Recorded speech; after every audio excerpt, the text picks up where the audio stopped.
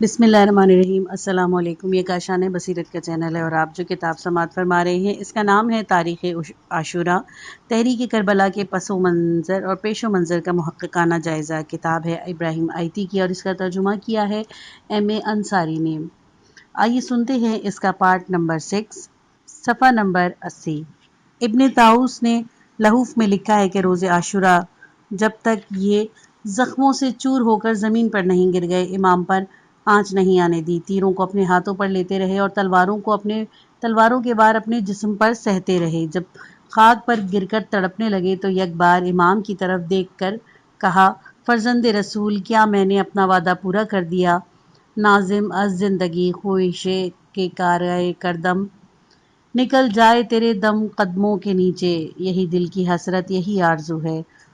سالار شہیدہ نے فرمایا، ہاں، اور تم مجھ سے پہلے جنت میں جا رہے ہو۔ رسول خدا صلی اللہ علیہ وآلہ وسلم کو میرا سلام پہنچانا اور کہنا کہ حسین علیہ السلام بھی آ رہے ہیں۔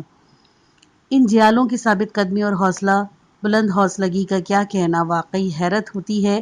سلام ہو ان کی پاک ارواح پر، زندگی کے کتنے ہی رخ بدلے اور حوادث کے کتنے ہی تیر برسے، لیکن ان کی وزاداری میں ذرا بھی فرق نہ آیا۔ پھرتا ہے سیل حوادث سے کہیں مردوں کا منہ۔ کتنے ہی لوگوں نے جنہوں نے ضحاک بن عبداللہ مشرقی ہمدانی کا قصہ پڑھا یا سنا ہوگا، اس کی کم توفیقی، بے نصیبی اور آبقت ناندیشی پر تعصب کیا ہوگا۔ انہیں تعجب ہوا ہوگا کہ اس شخص نے عین مارکے کے کارزار میں رخصت کی اجازت طلب کی اور امام علیہ السلام کو دشمنوں کے نرغے میں چھوڑ کر چلا گیا، لیکن یہ کم ہی کسی نے سوچا ہوگا کہ جتنی ہمت اس نے دکھائی، کیا ان حالات میں ہم دکھا سکتے تھے؟ اس پر حیرت نہیں ہونی چاہیے کہ وہ بالآخر چلا گیا، حیرت تو اس پر ہے کہ اس نے اتنی دیر تک ساتھ کیسے دیا۔ جنگ میں بھی شرکت کی۔ طبری نے ضحاک کی کہانی میں خود ضحاک کی زبانی نقل کیا ہے۔ وہ کہتے ہیں کہ میں اور مالک بن نضر ارجی امام حسین علیہ السلام کی خدمت میں حاضر ہوئے اور سلام کر کے ان کی مجلس میں بیٹھ گئے۔ امام حسین علیہ السلام نے ہمیں خوش آمدید کہا اور پوچھا، کیسے آئے ہو؟ ہم نے عرض کیا، سلام کرنے اور دعا لینے کے لیے۔ تجدید ملاقات کا بھی قصد تھا اور آپ کو یہ اطلاع بھی دینی تھی کہ اہل کوفہ آپ سے جنگ پر آمادہ ہیں۔ امام علیہ السلام نے یہ سن کر کہا، حسبی اللہ و نعم الوکیل۔ اور پھر جب ہم رخصت ہونے لگے اور سلام و دعا کے بعد خدا حافظ کہا تو امام علیہ السلام نے فرمایا، کوئی حرج نہ ہو تو میرے ساتھ رہ کر میری مدد کرو۔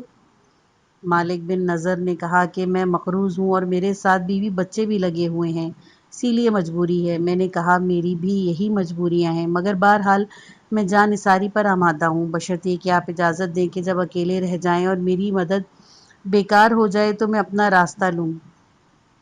امام نے شرط منظور کر لی۔ میں نے ان کے ساتھ رہا۔ روز عاشورہ جب آپ کے اصحاب شہید ہو گئے اور دشمن خود امام علیہ السلام اور جوانان اہل بیت تک پہنچ گیا اور آپ کے اصحاب میں سوائے سوید بن عمرو بن ابی مطاع خشعمی اور بشر بن عمرو خضرمی کہ کوئی نہ رہا، تو میں نے عرض کیا، فرزند رسول صلی اللہ علیہ وآلہ وسلم، آپ کو معلوم ہے کہ میرے اور آپ کے درمیان یہیں تک طے پایا تھا کہ جب تک آپ کے ساتھی زندہ رہیں گے میں آپ کا ساتھ دوں گا، اور جب وہ مارے جا چکے ہوں گے تو پھر میں آزاد ہو جاؤں گا، جہاں چاہے جاؤں۔ فرمایا، یہ تو درست ہے، مگر اس لشکر سے بچ کر کیسے جاؤ گے؟ اگر تمہیں موقع ملتا ہے تو مجھے کوئی اعتراض نہیں۔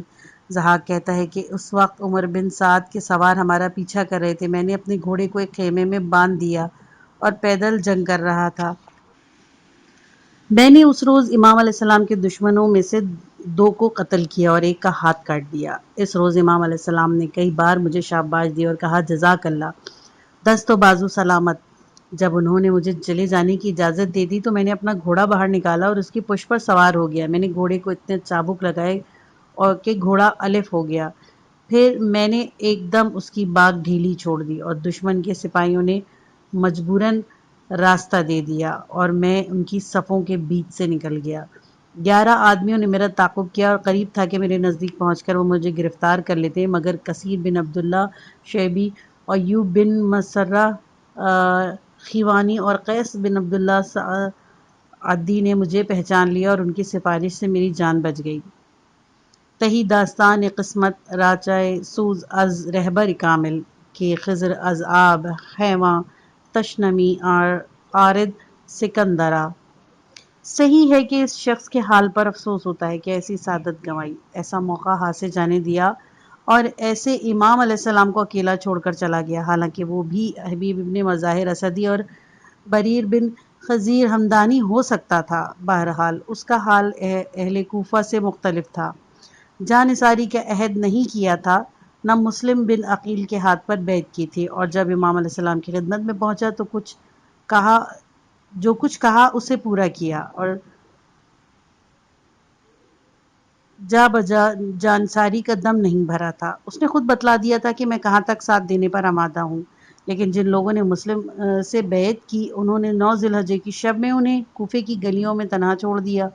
अगर एक बुढ़िया इन्हें अपने घर ना ले जाती और पानी ना पिलाती तो कोई इतना भी ना था कि ये खिदमत अंजाम दे सकता। अपनी ज़िंदगी की आखिरी रात मुस्लिम अलैहिस्सलाम ने इस बुढ़िया के घर पर बसर की। अगले रोज़ इब्ने ज़ियाद ने इनकी गिरफ्तारी के लिए कदम उठाया। उसके फरिश्तादों ने घर का मुहासरा कर लिया तो नाचार मुस्लिम बाहर निकले और शहादत के लिए तैयार हो गए। जिस वक्त आपको गिरफ्तार किया गया, आपने मोहम्मद बिन अशद से दरख्वास्त की कि किसी को इमाम हुसैन अलैहिस्सलाम के पास भेजकर मेरी शहादत की इत्तला दे दो। आपने कहा कि मेरी तरफ से इमाम हुसैन अलैहिस्सलाम को कहलवा दो कि मेरे माँ बाप आप पर कुर्बान, अपने अहले बैत को लेकर वापस चले जाइए और अहले कूफा के धोखे में ना रहिए। ये वही लोग हैं जिनके मुतालिक आपके वालिद मोहतरम कहा करते थे कि काश मैं मर जाऊं या कत्ल हो जाऊं ताकि इनसे निजात मिले। अहले कूफा ने आपसे झूठ बोला और मुझसे भी। अब झूठ का क्या इलाज हो सकता है? मुस्लिम ने इब्ने ज़ियाद की मजलिस में उमर बिन साद से 2 दरख्वास्तें की। एक तो ये कि मेरी ज़रा और तलवार बेचकर 700 दरहम जो मेरे ज़िम्मे कर्ज़ है अदा कर देना। दूसरे ये कि इब्ने ज़ियाद से मेरी लाश लेकर दफन कर देना। इस दिन मुस्लिम और हानी शहीद कर दिए गए और उन दोनों के सर काटकर यजीद के पास शाम भेज दिए गए। है दरे चश्मे ज़दन सोहबते यारे आखिर शुद, रूए गुल सीरे नदीदम ओ बहार आखिर शुद। मोहम्मद बिन हनफिया। कबल अजी हमने रजब 20 हजरी के वस्त में मरगे माविया से लेकर मुस्लिम बिन अकील और हानी बिन उर्वा मरादी रजी अल्लाह अन्हु की शहादत तक के वाक़यात बयान किए और बताया कि उबैदुल्लाह बिन ज़ियाद किस तरीके से इराक़ पर कामिल तसल्लुत हासिल कर लिया। और हमने ये भी बयान किया कि जब इमाम अलैहिस्सलाम अपने अफराद ख़ानदान के साथ मदीने से मक्का रवाना हुए तो उनके भाई मोहम्मद बिन हनफिया मदीने में ही रह गए। मोहम्मद बिन हनफिया की वालदा का ताल्लुक़ कबीला बनी हनफिया से था। इसी वजह से इन्हें मोहम्मद बिन हनफिया कहते थे। वो मर्द बुज़ुर्ग, दिलेर और बातक़वा थे और अगरचे मुसलमानों का एक ऐसा फ़िरका कैसानिया इन्हें अपना इमाम मानता है, मगर वो खुद अपने वालिद अमीरुल मोमिनीन अलैहिस्सलाम के बाद अपने भाई हसन अलैहिस्सलाम को, उनके बाद दूसरे भाई इमाम हुसैन अलैहिस्सलाम की और उनके बाद अपने भतीजे इमाम अली बिन हुसैन अलैहिस्सलाम की इमामत के कायल थे। इनका शुमार अहले बैत अलैहिस्सलाम के सरबरा आवरदा लोगों में है। उन्होंने अमीरुल मोमिनीन अलैहिस्सलाम के साथ जंगों में मर्दानगी के जौहर दिखाए। माविया के ज़माने में रूमी बादशाह ने 2 पहलवान, एक ताकतवर और कदावर, दूसरा शहज़ोर और कवी पंजा, मुसलमान पहलवानों से मुकाबले के लिए शाम भेजे। माविया ने उमर बिन आस से कहा कि कदावर शख्स से तुम मुकाबले के लिए हमारे पास कैस बिन साद मौजूद है, लेकिन दूसरे के लिए कोई ऐसा आदमी तलाश करो जो इससे जोर आजमाई करके इसे नीचा दिखा सके। उमरों ने कहा, मेरी नज़र में 2 आदमी हैं, लेकिन आप इन दोनों में से को अपना मुखालिफ समझते हैं। एक तो मोहम्मद बिन हनफिया है और दूसरा अब्दुल्ला बिन ज़ुबैर। माविया ने कहा कि इन दोनों में से जो यहाँ से नज़दीक हो उसे बुलाओ। उमरों ने इस काम के लिए मोहम्मद बिन हनफिया से दरख्वास्त की। माविया ने एक मजलिस में आम मुनक्किद की जिसमें आला ओहदेदार और सरबरा आवरदा लोगों को भी हाजिर किया। शहज़ोर पहलवान जोर आजमाई के लिए मोहम्मद बिन हनफिया के सामने आया। उन्होंने कहा कि या तो तुम बैठ जाओ और अपना हाथ मुझे पकड़ा दो ताकि मैं तुम्हें उठाकर फेंक दूं, या फिर मैं बैठ जाता हूं तो तुम मेरा हाथ पकड़कर मुझे उठा दो ताकि मालूम हो जाए कि हम में से कौन ज़्यादा ताकतवर है। अब बताओ, तुम बैठते हो या मैं बैठूं? उसने कहा, आप बैठिए। मोहम्मद बैठ गए और अपना हाथ रूमी पहलवान के हाथ में दे दिया। रूमी ने हर चंद जोर लगाया, लेकिन मोहम्मद बिन हनफिया को जुम्बिश भी न दे सका और अपनी कमज़ोरी का एतराफ़ कर लिया। अब मोहम्मद खड़े हो गए और रूमी पहलवान बैठ गया محمد نے ایک ہی جھٹکے میں اسے ہوا میں اچھال کر دور پھینک دیا۔ حاضرین نے تحسین و آفرین کیا اور معاویہ بھی خوش ہوئے۔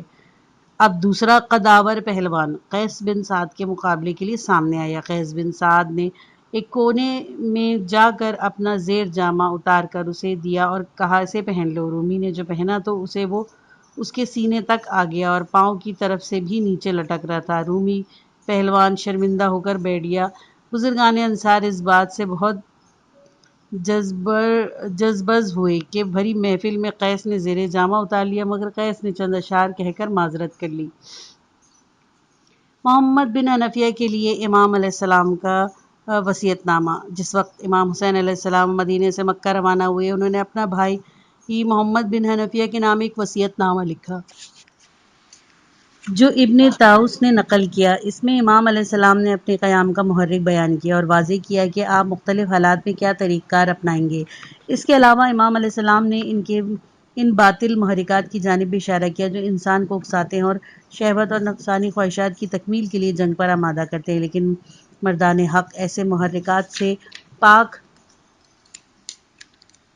ہوتے ہیں۔ نیز یہ بتایا کہ مردان حق کی تحریک نفسانیت سے پاک ہوتی ہے۔ وصیت نامہ یہ ہے۔ بسم اللہ الرحمن الرحیم۔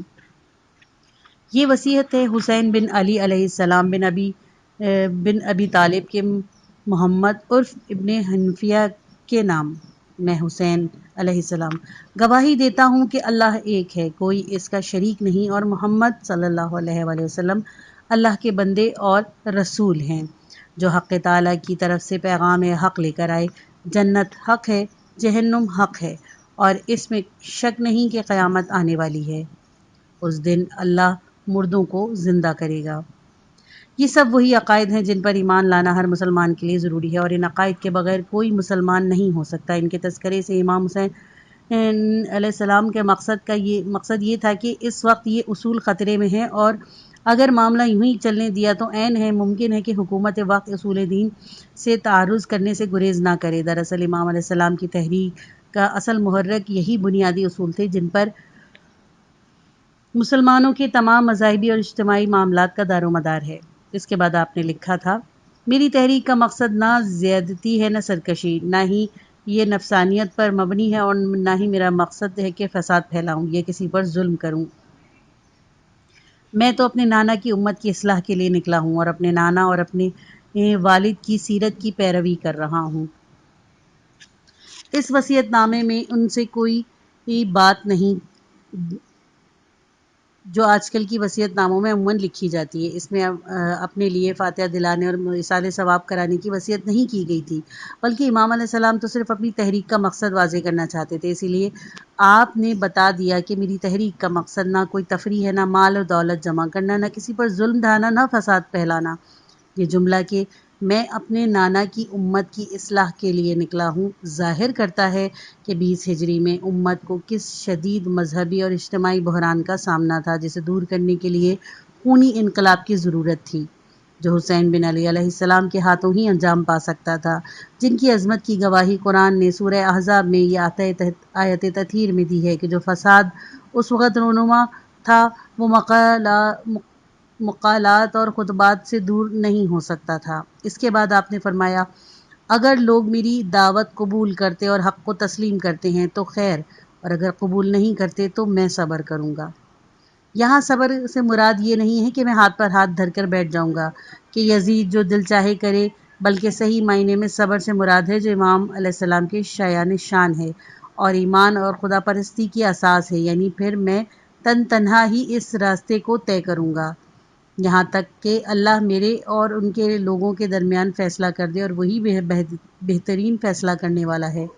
اس کے بعد آپ نے لکھا، میرے بھائی، یہ میری وصیت ہے تمہارے لیے، یہ میرے خدا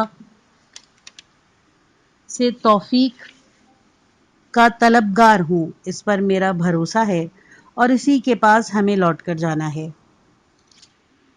امام کے قیام کی وجوہات۔ اگر ہم واقعی امام حسین علیہ السلام کی تحریک کے اسباب معلوم کرنا چاہیں تو ہمیں اس کی ابتدا معلوم کرنے کے لیے کم از کم 30 سال پہلے کی تاریخ کی طرف رجوع کرنا ہوگا، کیونکہ 29 یا 30 ہجری ہی سے ایسے اسباب پیدا ہو گئے تھے کہ اس تحریک کی ضرورت محسوس ہونے لگی تھی۔ عثمان بن عفان اموی نے تقریباً 12 سالہ حکومت کی۔ ان کی خلافت کے آخری 6 سالوں میں اسلامی حکومت کی ہیئت قضائی میں تبدیلی آنی شروع ہو گئی تھی۔ اصولاً اسلامی حکومت میں ہونا یہ چاہیے تھا کہ جہاں تک قانون کا تعلق ہے کسی کے ساتھ رد و رعایت نہیں ہونی چاہیے، باقی معاملات میں البتہ لوگ آزاد ہیں، لیکن اب یہ صورت ہو گئی کہ سبھی معاملوں میں لوگ آزاد ہو گئے تھے، صرف خلیفہ کا مفاد کا خیال رکھنا ضروری تھا۔ اس صورتحال سے فائدہ اٹھا کر لوگوں نے بیت المال کو لوٹنا شروع کر دیا تھا اور مسلمانوں کی دولت اور جائیدادوں پر قبضہ جما لیا، وہی بیت المال جس کی علی بن ابی طالب علیہ السلام نے اپنے زمانۂ خلافت میں بھرپور نگرانی کی۔ یہی طرز عمل شیخین کا تھا۔ خود عثمان بھی اپنے خلافت کے اوائل میں بڑی حد تک آمد و خرچ کے معاملے میں ضروری احتیاط برتتے تھے، لیکن بعد میں بجائے اس کے کہ دولت مسلمانوں کے عمومی مصالح میں صرف ہوتی، بعض افراد کے ہاتھ لگ گئی اور جائیدادیں ان کے نام چڑھنا شروع ہو گئیں، اور یہی بدعنوانیاں جو 30 سال پیشتر شروع ہوئی تھیں اس بات کا سبب بنی کہ تیز و تند خونی انقلاب کی ضرورت محسوس ہونے لگی۔ مصودی مروج الذہب میں لکھتا ہے کہ خلیفہ سوئم نے اپنی رحلت کے وقت 50,000 دینار طلائی اور 10 لاکھ درہم ترکہ میں چھوڑے۔ حالانکہ اسی مسعودی نے لکھا ہے کہ امیر المومنین علیہ السلام کی شہادت کے بعد امام حسن علیہ السلام نے برسر ممبر اعلان کیا کہ میرے والد نے از قسم سیم و زر کچھ بھی نہیں چھوڑا، اور صرف 700 درہم ہیں جو آپ نے وظیفے سے اس لیے پسند کیے تھے کہ خانگی کی ضرورت کے لیے خادم کا انتظام کرنا تھا۔ اس کے بعد مصودی لکھتا ہے کہ وادی القرا میں اور دوسری جگہوں پر خلیفہ سوئم کی جائیداد کی قیمت 1 لاکھ دینار تک پہنچ گئی تھی۔ اس کے علاوہ گھوڑوں اور اونٹوں کی بھی ایک بڑی تعداد تھی انہوں نے جو ترکے میں چھوڑی تھی۔ زبیر کے متعلق لکھا ہے کہ انہوں نے بصرہ کے مشہور محل کے علاوہ بہت سے مکانات بصرہ، کوفہ، اسکندریہ میں تعمیر کرائے تھے، اور مرتے وقت 50,000 دینار طلائی، 1,000 کنیز و غلام اور بہت سی جائیدادیں مختلف شہروں میں چھوڑیں۔ طلحہ بن عبید اللہ ایک مشہور صحابی ہیں، ان کی عراق کی جائیداد کی آمدنی 1,000 دینار روزانہ تھی۔ اس کے علاوہ شام میں بھی بہت سی جائیدادیں تھیں۔ ایک اور صحابی عبد الرحمن بن عوف تھے، ان کے استبل میں 100 گھوڑے تھے، اس کے علاوہ 1,000 اونٹ اور 10,000 بھیڑ بکریاں ان کے پاس تھیں۔ انتقال کے وقت 4 بیویاں تھیں، اور چونکہ اولادیں بھی تھیں اس لیے میراث میں ان کی بیویوں کو 1/8واں حصہ ملا، ہر بیوی کے حصے میں 132واں۔ اس 32ویں حصے کی قیمت 84,000 دینار تھی۔ زید بن ثابت نے اتنا سونا چاندی ترکے میں چھوڑا کہ ہتھوڑوں سے توڑ کر تقسیم کیا گیا، ان کی باقی جائیداد کی قیمت 1 لاکھ طلائی دینار بنتی تھی۔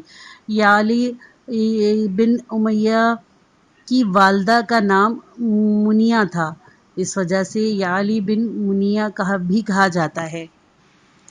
امیر المومنین کے خلاف جنگ جمل میں یعلی ہی کی مالی امداد کے بلبوتے پر لڑی گئی تھی۔ مرتے وقت 5 لاکھ دینار ترکے میں چھوڑے۔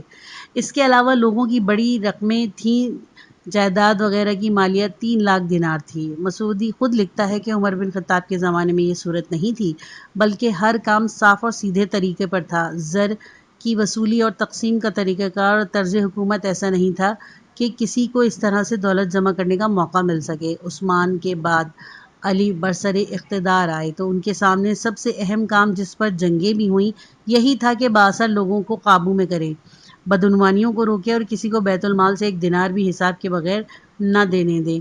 علی علیہ السلام کو 4.5 سال تک انہی لوگوں سے لڑنا پڑا جو اس طرح کی کمائی سے محروم ہو گئے تھے۔ علی علیہ السلام کہا کرتے تھے کہ جب تک میں برسر اقتدار ہوں دوبارہ لوٹ کھسوٹ کی اجازت نہیں دی جا سکتی۔ جن لوگوں نے ناجائز دولت کمائی ہے انہیں بھی واپس کرنی ہوگی۔ اس بنا پر علی علیہ السلام شہید کر دیے گئے۔ صلح امام حسن علیہ السلام۔ امیر المومنین علیہ السلام کے بعد امام حسن نے اپنے والد کے جانشین ہوئے اور خلافت اسلامی ان کی طرف منتقل ہو گئی۔ اس وقت مسلمانوں کی اجتماعی صورتحال میں ایک خاص شکل اختیار کر لی تھی۔ مسلمانوں کی طاقت 2 محاذوں یا 2 فریقوں کے درمیان برابر تقسیم ہو گئی تھی۔ اگر امام حسن علیہ السلام معاویہ کے خلاف جنگ جاری رکھتے تو سخت خونریزی کے بغیر کسی فریق کی کامیابی کی توقع نہیں تھی۔ بے مقصد خونریزی کو روکنے کے لیے امام حسن علیہ السلام کے پاس اس کے سوا کوئی چارہ نہ تھا کہ وہ کنارہ کشی اختیار کر لیں۔ اگر وہ امیر معاویہ سے مزاحمت جاری رکھتے تو اس کا فائدہ بیرونی محاذ پر مشرقی رومی سلطنت کو اور اندرون ملک خوارج کو پہنچتا۔ اگر وہ 4-5 ہزار مسلمان جو بھی جان کی بازی لگائے ہوئے تھے معاویہ سے جنگ میں الجھ جاتے تو پھر خدا ہی بہتر جانتا ہے کہ رومی سلطنت کی طرف سے مسلمانوں پر کیا آفت نازل ہوتی، خوارج کا خطرہ کیا صورت اختیار کرتا اور اسلامی تاریخ سے کیا ہو جاتی۔ امام حسن علیہ السلام نے خلافت سے کنارہ کشی اختیار کر کے اپنی تاریخی بربادی سے نہ صرف مسلمانوں کو مزید خونریزی سے بچایا بلکہ اسلامی طاقت کو بھی محفوظ رکھا، بلکہ بیرونی اور اندرونی دشمنوں کے منصوبے خاک میں ملا دیے۔ لیکن اس کا یہ مطلب نہیں ہے کہ انہوں نے بالکل ہتھیار ڈال دیے اور معاویہ کی خلافت تسلیم کر لی۔ امام حسن علیہ السلام اور امیر معاویہ کے مابین صلح نامے کی ایک شرط یہ تھی کہ حسین بن علی علیہ السلام معاویہ سے صلح کرتے ہیں اور اس شرط پر کہ وہ معاویہ کو امیر المومنین کہنے کے پابند نہیں ہوں گے۔ مطلب یہی تھا کہ وہ معاویہ کو خلیفہ اور امیر المومنین تسلیم نہیں کرتے۔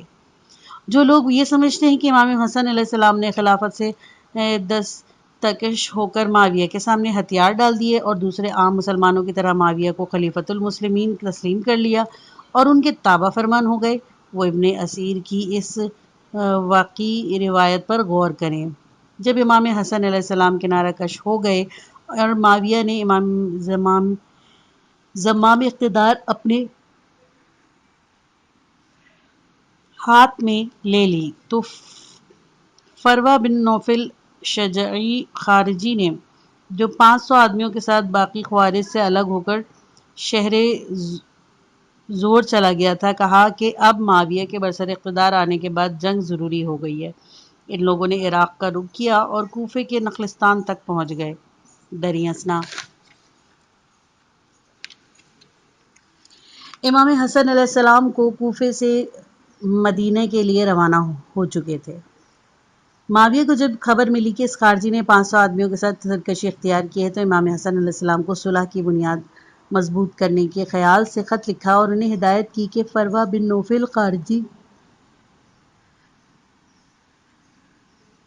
سے جنگ کریں اور اسے کوفے سے نکال دیں۔ یہ بھی لکھا کہ فروہ کا قصہ پاک کرنے کے بعد آپ کی مدینہ روانگی میں کوئی مضائقہ نہیں۔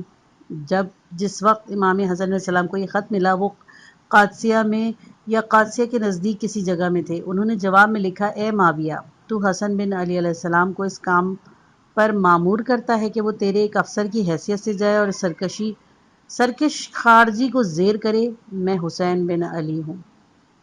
بن علی ہوں اور خلافت پر میرا حق ہے جو میں نے مسلمانوں کی بھلائی کی خاطر چھوڑ دی ہے۔ اگر میں کسی اہل قبلہ یعنی کسی بھی عقیدے کے حامل مسلمان سے لڑائی کو پسند کرتا تو پہلے تم سے لڑتا۔ اس کے معنی یہ ہیں کہ تم سب لوگوں کے مقابلے میں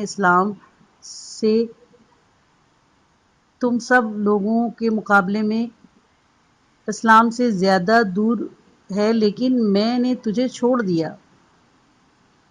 اور کیجئے کہ امام علیہ السلام نے یہ نہیں کہا کہ میں نے تمہاری خلافت تسلیم کر لی، انہوں نے یہ کہا کہ میں نے تمہیں چھوڑ دیا ہے۔ شاید مطلب یہ ہو کہ میدان سیاست میں چھوڑ دیا اور خود اس لیے سے کنارہ کشی اختیار کر لی۔ بے فائدہ مسلمان کا خون نہ بہے کیونکہ دونوں طرف طاقت کا توازن برابر تھا۔ اگر لڑائی ہوئی تو دونوں فریق ایک دوسرے کی گردنیں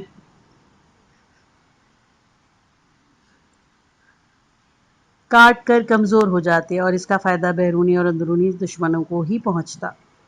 امام حسن علیہ السلام کی شہادت کے بعد امام حسین علیہ السلام نے بھی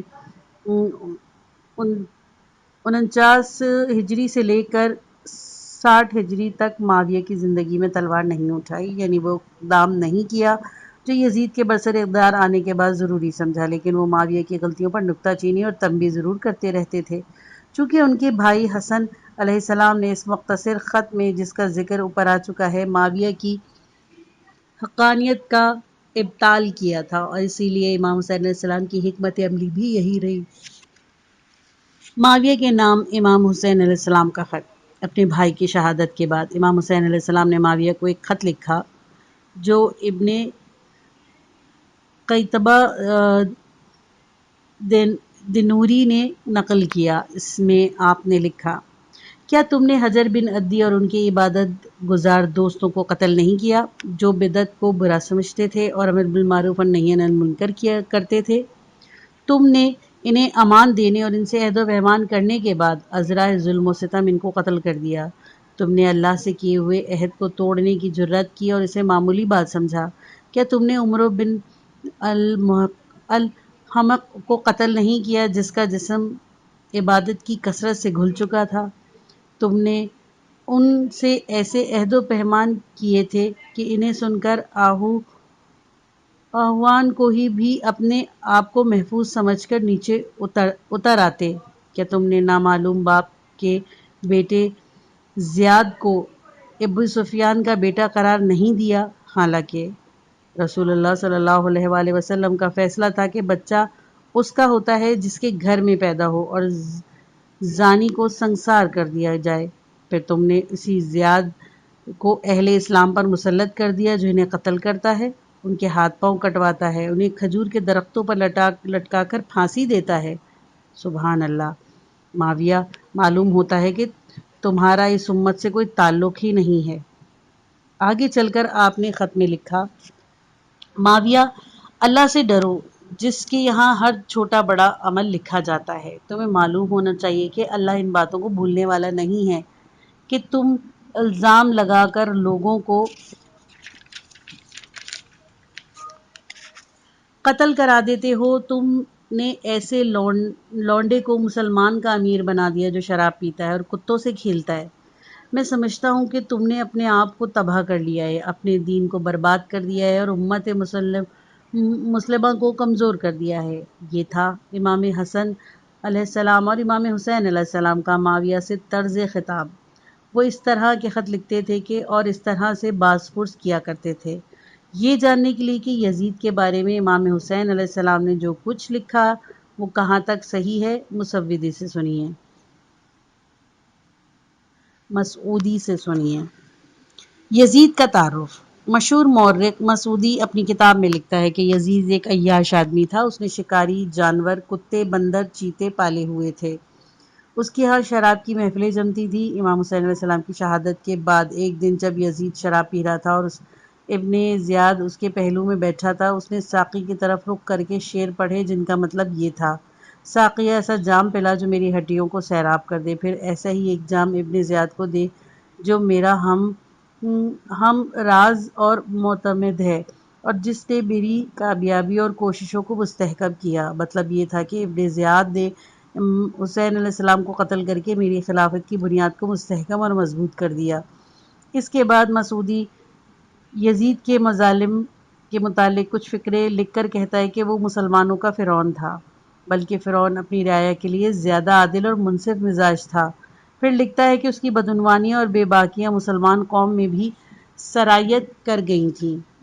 جو گناہ یزید کرتا تھا وہ اس کے مقربین بھی کرتے تھے، انہوں نے بھی وہی عادتیں اختیار کر لیں۔ یزید کے دور میں مکہ اور مدینہ میں گانے بجانے کا رواج ہوا، لوگ بے محابہ شراب پینے لگے۔ اس سے بڑھ کر یہ شخص جو شخص جانشین رسول صلی اللہ علیہ وآلہ وسلم ہونے کا مدعی اور مسند خلافت پر متمکن تھا، اس نے بندر پالا ہوا تھا جس کا نام ابو قیس تھا۔ اسے مجلس میں گساری میں لا کر ایک گدیلے پر بٹھایا جاتا، اسے ایک گدی پر بھی سوار کرایا جاتا تھا جسے گھڑ دوڑ میں حصہ لینے کی تربیت دی گئی تھی۔ اس پر زین کس کر لگام لگا کر اس بندر کو بٹھا دیا جاتا اور وہ گدی گھوڑوں کے ساتھ دوڑتی۔ ایک دن ابو قیس کی گدی دوڑ جیت گئی تو ابو قیس کو سرخ اور زرد ریشمی کپڑے اور قبا پہنائی گئی، اسے ٹوپی بھی اڑائی گئی جس پر خوبصورت کام بنا ہوا تھا اور طرح طرح سے سجائی گئی تھی۔ یہ ہے مطلب اس جملے کا جو امام حسین علیہ السلام نے یزید کے بارے میں لکھا تھا۔ یہی شخص خلیفہ بن گیا تھا اور اس نے امام حسین علیہ السلام پر دباؤ ڈالا کہ اس کی بیعت کر لیں اور اس سے اپنے نانا کا خلیفہ برحق تسلیم کر لیں۔ آئیے دیکھیے کہ امام علیہ السلام نے بیعت کیوں منظور نہیں کیا اور شہادت کیوں قبول کی۔ یہ پارٹ ختم ہوا۔ کتاب کا اگلا حصہ نیکسٹ پارٹ میں سنیے۔